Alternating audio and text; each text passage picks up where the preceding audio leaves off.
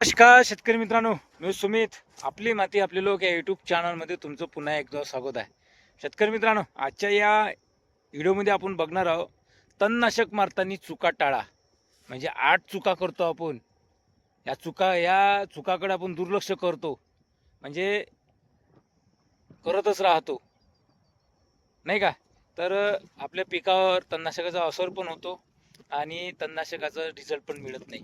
तर त्या कोणत्या चुका आपण टाळल्या पाहिजे, तर या व्हिडिओमध्ये आपण बघणार आहोत. तर तुम्ही माझ्या चॅनल जर नवीन असेल, सबस्क्राईब, लाईक, शेअर करा. तर शेवटपर्यंत व्हिडिओ पहा शेतकरी. आपल्या व्हिडिओमध्ये कोणतीच एडिटिंग नाही आहे, शेवट कंटिन्यू याच पद्धतीने चालणार आहे. तर व्हिडिओ आवडल्यास लाईक शेअर नक्की करा, कारण की मी तुमच्यासाठी असे नवीन नवीन व्हिडिओ घेऊन येत असतो.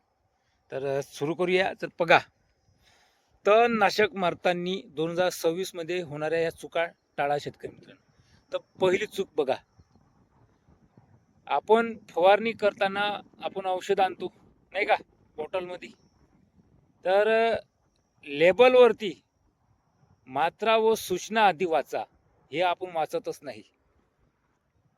वाचतो काय? आणलं, टाकलं, मारलं, झालं, आहे का नाही? हे वाचा, कारण की आपल्यालाही त्याच्या औषधीबद्दल माहिती होईल.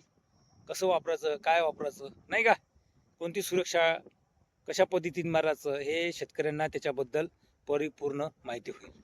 आणि दुसरा पर्याय, शिफारीपेक्षा जास्त डोस वापरू नये.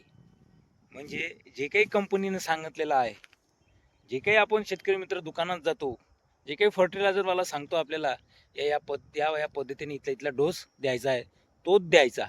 जास्त डोस वापरू नये. तिसरा आहे शेतकरी मित्रांनो, सकाळी किंवा सायंकाळी तणनाशक मारा. कारण की टेम्परेचरमध्ये जर आपण तणनाशक मारलं तर पिकाला इजा होऊ शकतं, पीक भाजू शकतं. कारण की फवारणीचंही टेम्परेचर राहते आणि उन्हाचंही. म्हणजे मीडियम टेम्परेचरमध्ये आपल्याला कोवड्या उन्हीत किंवा संध्याकाळच्या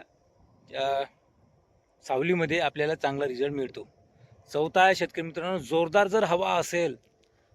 जर शेतामध्ये हवा असेल तर फवारणी टाळावी. कारण की ज्या ठिकाणी आपल्याला तणनाशक मारायचं आहे, तणकट आहे, त्या ठिकाणी ते औषध पडतच नाही, भलतीच पडतं, कारण की हवा राहते, नाही का?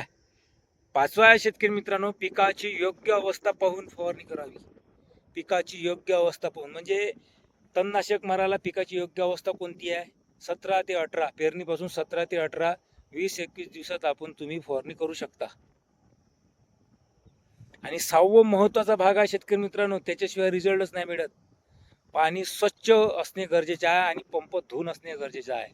तर तुमचं पंप तणनाशक जे आपण पिकावर मारतो, सोयाबीन पिकावर, त्याच्यापेक्षा हाय डोसचं जर असेल, दुसऱ्या तणनाशकाचं जर असेल, जसं मिरा 71चं, तर पंप धुणे आवश्यक आहे शेतकरी मित्रांनो. पंप चेक करणे आवश्यक आहे. आणि 7वं आहे शेतकरी मित्रांनो, आपली सिक्युरिटी. आपली म्हणजे आपण सावधान असलं पाहिजे. म्हणजे कसं, हात मोजे, नाकाले मास्क, नाही का, डोळ्याला चष्मा, म्हणजे ते तुषार आले नाही पाहिजे हवेनं उडत डोळ्यात. मध्ये डोळे हे आपले फवारणीने डोळे कमजोर होतात, नाही का?